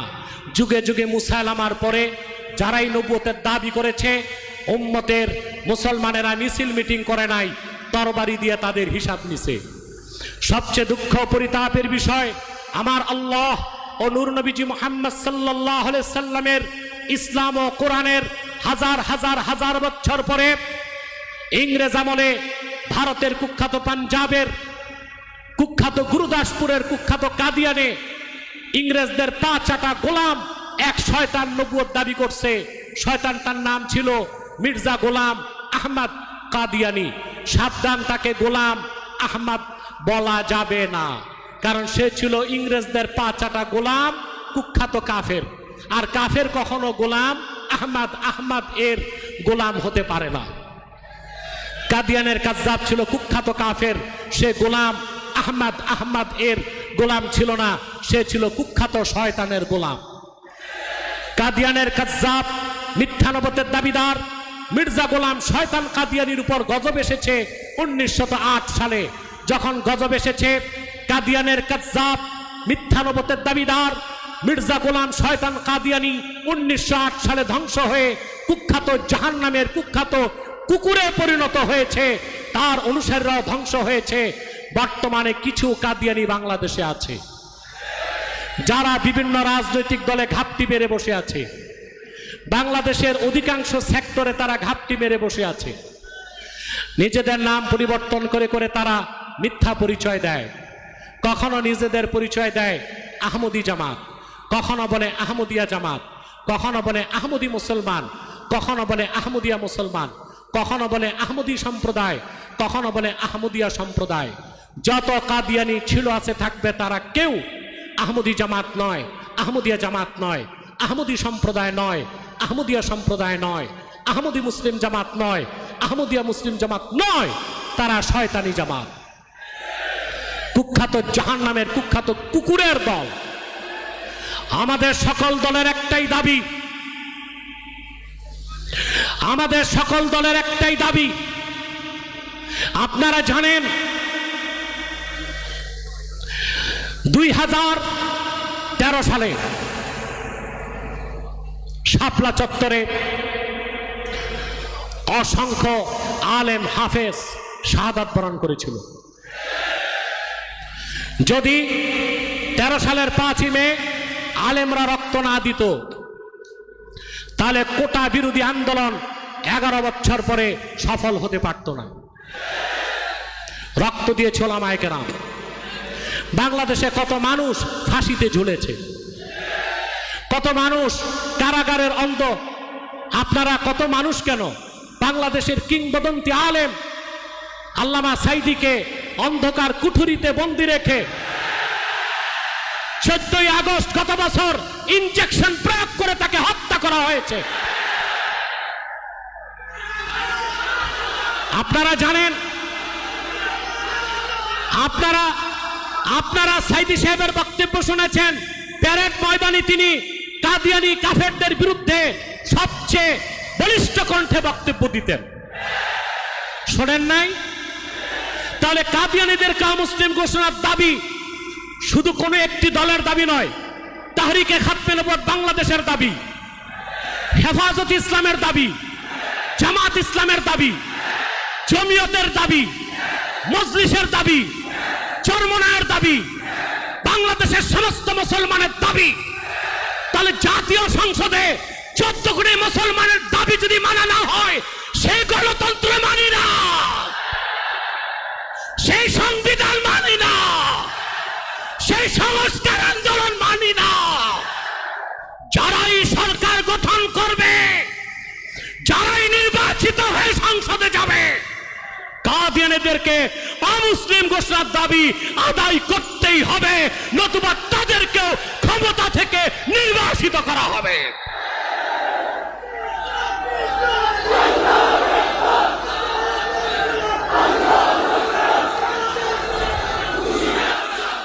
আমার ভাইরা, যে কথা বলছিলাম, শয়তান কাদিয়ানীরা অমুসলিম এবং কাফের। অনেক মুসলমান বক্তাকেও শুনি বলে আহমদি জামাত। নাউজুবিল্লাহ, এটা বললে ঈমান থাকবে? নিঃসন্দেহে কাদিয়ানীরা কাফের এবং অমুসলিম, তাদেরকে কোনো অবস্থায় আহমদি জামাত বলা যাবে না। বুঝেন নাই? তাদের একটাই পরিচয়, তারা অমুসলিম এবং কাফের। জিন্দিক কাফের, তাদেরকে যারা কাফের বলবে না তারাও কি? চিল্লায় বলেন, তারা কি? কাফের। বিভিন্ন সেক্টরে তারা ঘাপটি মেরে বসে আছে আর ইসলাম ও মুসলমানের ক্ষতি করার চেষ্টায় লিপ্ত আছে। সেজন্য আপনাদের বলছিলাম 13 সালে 5ই মে শাপলা চত্বরে 2013 সালে দাবি ছিল কয়টা? 13টা। 13টার মধ্যে একটা দাবি ছিল, হেফাজতের মূল দাবি ছিল কাদিয়ানীদেরকে অমুসলিম ঘোষণা করতে হবে। এটা আপনারা জানেন না? আমি বলবো হেফাজত নেতাদেরকে, আপনাদেরকে সংসদে যাওয়ার দরকার নাই, আপনারা একটা আন্দোলন করুন, এই আন্দোলনে সারা জাতি আপনাদেরকে সমর্থন দিবে। যেই দাবিগুলো আদায় করার জন্য শত শত হাফেজ এবং আলেম শাপলা চত্বরে রক্ত দিয়েছে, আমাদের 13 দফার 12 দফা এখন থাক, আমাদের 13 দফার মূল যে দফা সেটা আদায় করতেই হবে। অনতি বিলম্বে বাংলাদেশে রাষ্ট্রীয়ভাবে কাদিয়ানীদেরকে অমুসলিম ঘোষণা করতেই হবে, করতেই হবে, করতেই হবে। এই দাবি আদায়ে তাহরিকে খাতমে নবুওয়াত বাংলাদেশ যদি জান ও মাল দেবার ডাক দেয়, কারা কারা প্রস্তুত আছেন হাত তুলে দেখা।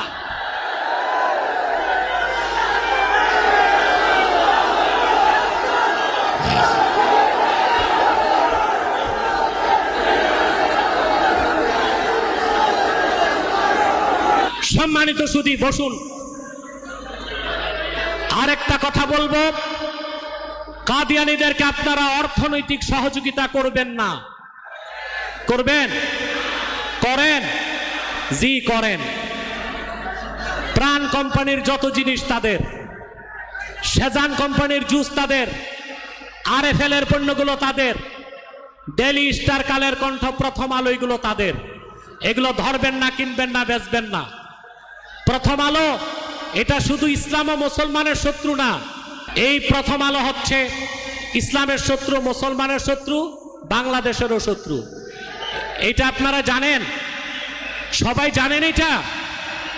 অতএব কাদিয়ানীদের পণ্যদ্রব্যগুলো ধরবেন না, কিনবেন না, বেচবেন না। রাজি আছেন? রাজি আছেন?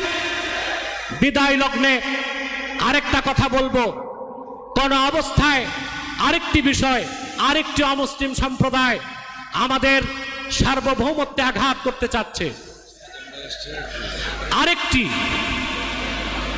আপনারা বসেন, আমাদের সাবেক এমপি শাহজাহান ভাই এসেছেন, আলহামদুলিল্লাহ, আমরা তাকে স্টেজে স্বাগত জানাই। বসেন, আমরা তাকে স্টেজে স্বাগত জানাই।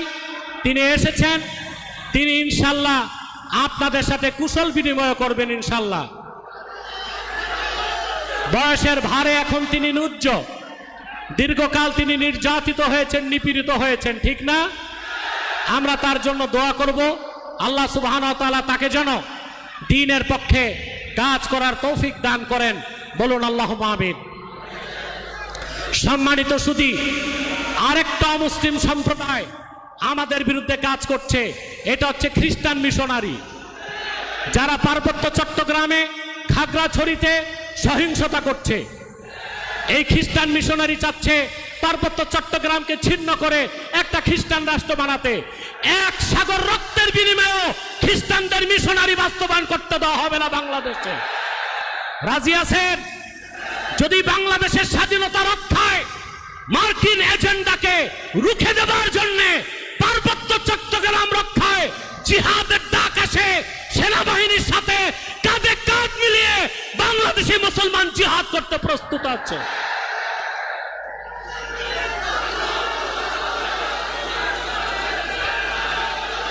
সম্মানিত সুধী, আরেকটি কথা বলছি, হিজবুত তাওহীদ হচ্ছে আরেকটা ইহুদিদের দালাল সংগঠন, ইহুদিদের সংগঠন হিজবুত তাওহীদ, এটা থেকেও সাবধান থাকবেন। বিদায় লগ্নে আরেকটি কথা বলছি, আমাদের এখন ইস্পাত কঠিন ঐক্য গড়ে তুলতে হবে। মাসলাক যার যার, দ্বীন ইসলাম সবার, এই মন্ত্রে আমাদেরকে উজ্জীবিত হতে হবে। রাজি আছেন আপনারা? আল্লাহ তাআলা আমাদেরকে কবুল করুক, আল্লাহ তাআলা আমাদেরকে মঞ্জুর করুক। বলুন আল্লাহুম্মা আমিন। ওয়া আখির দাওয়ানা আনিল হামদুলিল্লাহি রাব্বিল আলামিন। ওয়াসসালামু আলাইকুম ওয়া রাহমাতুল্লাহি তাআলা ওয়া বারাকাতুহু।